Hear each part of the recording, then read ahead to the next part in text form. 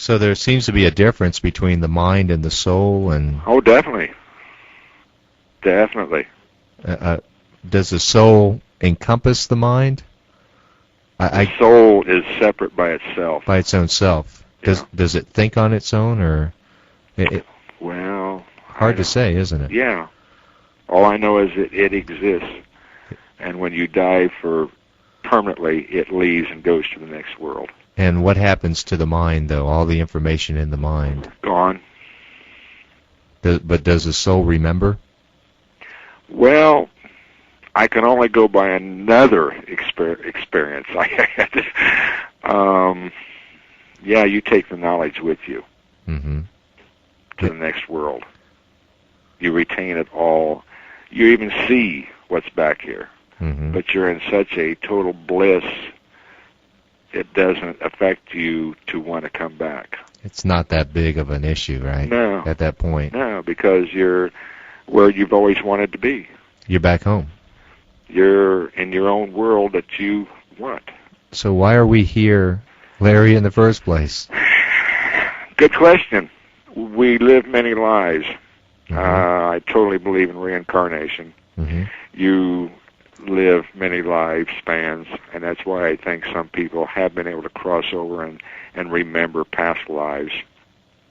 Many people have. Yeah, and I call the ones that take the soul, well, yeah, take is the right word because I call them takers. They are a beautiful humanoid race of people, and they can take you alive, or they can wait and take you after you die, or however they determine if you've had enough lives, lived enough lives, and type of lives you've had, to whether to go on to the next level, which is there are 7 levels of heaven, and they determine which level you go on to live for eternity. Are there any levels of hell?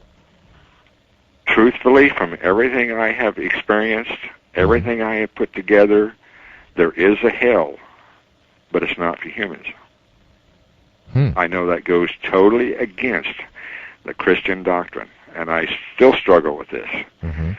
But from what I know and have seen and have been through, I say hell is simply for the evil spirits.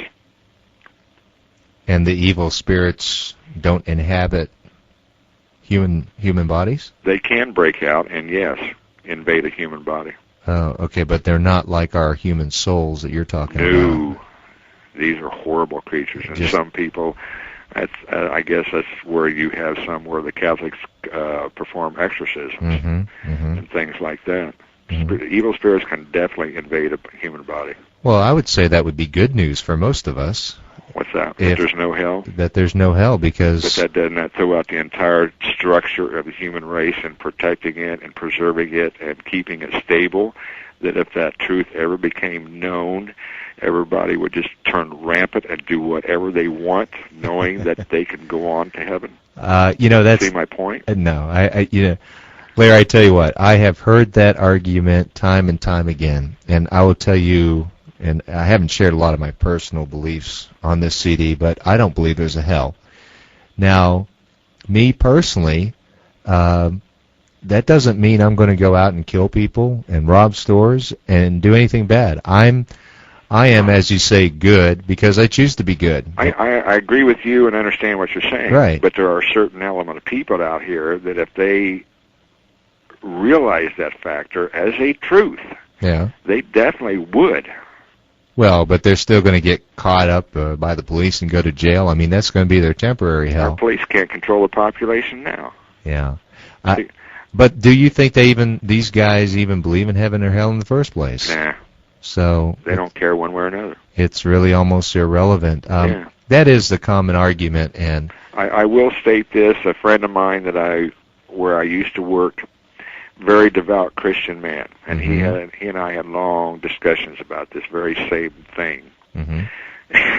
And he looked me right in the eye one day and he said, "I'm going to tell you right now, if I knew for a fact there was not a hell, I could be the most brutal bastard you could ever meet in your life and go out and do whatever goddamn thing I wanted." That's exactly how he put it, and that's coming from the mouths of a Christian. Well, See, you know, he's. I would say he's being run by fear at that point. Then. Sure, most Christians are. So you think it's important for fear to be there? I think to keep everybody in line. Again, from my knowledge of what I've been through and experienced, and some of the things I've been told, I think this began centuries and centuries ago. Mm-hmm. That we humans are a transplant here on Earth. We're like an ant colony. We're here for experimentation and growth of ourselves. And all of this was put into effect to keep fear in man, so he would stay in line, so he could be controlled. Who do you think put us here then? We come from another planet. Any idea that was which? Probably going dead. Yeah. Another long time ago. Long centuries and centuries and centuries ago. But Larry, if you look at our population, I mean, say Chinese and African American and Caucasian, you know, there's many different strands. It appears almost that there were many different experiments. Sure. Not just one where they put a bunch of people here. Yeah. Don't you think it was many, many, many? Yeah. Well, look at the different type animals and reptiles and birds and everything you have all over the world. Millions, billions. And like down in Australia in particular, they say those don't fit. Period. You know. Mm-hmm. They were all brought here from someplace. So I think now our discussion is on speculation, right? Not off of any direct knowledge that you have? Nothing that I picked up in past time travel, no. It's just, for some reason, I have a tremendous amount of knowledge. I have no idea where it comes from. Ah. So it's good to have these sort of free-based conversations then. Yeah. I think so. To see what comes up. Comparing notes, see how others think. Mm-hmm. Okay. Well, let's take it back to where you were reborn. You were a new guy. What happened after that?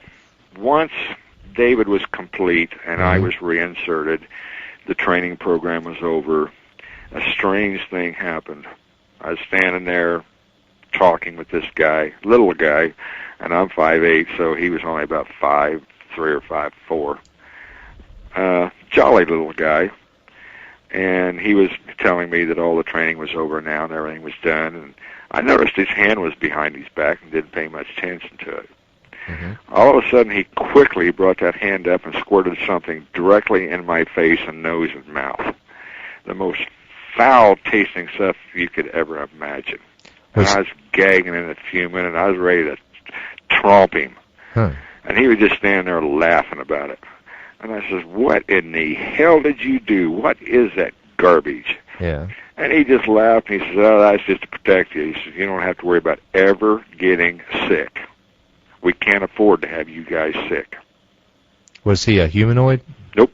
Just another guy. No, this 5'4" guy, was he a human like you and I? Yeah, he was just another human being. Another guy. He was working there. Mm-hmm. That was part of his job, whatever it was. And so did you ever get sick after that? No. Even to this day? It took a long... I've never had a cold in my life. No kidding? No.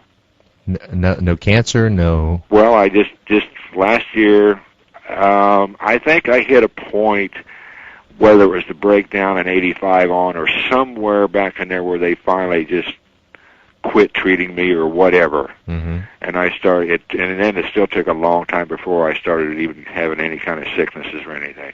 And even now, I still don't have many. Usually, if I get something, it's real heavy stuff, just like that cancerous lesion on the back of my neck, pneumonia. I've never had a common cold. So you do actually have cancer right now? Well, according to the doctor, they got it all. Skin cancer? Yeah. Is that it? Yeah. Okay, so he said that by him doing that, you're not going to get sick, and so for many, many years, you did not get sick. No, never. Okay, now I had what you would call psychological sicknesses. Oh, that's different. And I think that was because of my mental condition. With all this stuff hidden within me, I was starting to wear down and couldn't take it and just willed myself sick. in some way, but every time I go to the doctor, they could never, ever find anything. Now, during these 3 months where you were being birthed, Yeah. didn't your wife wonder where you were?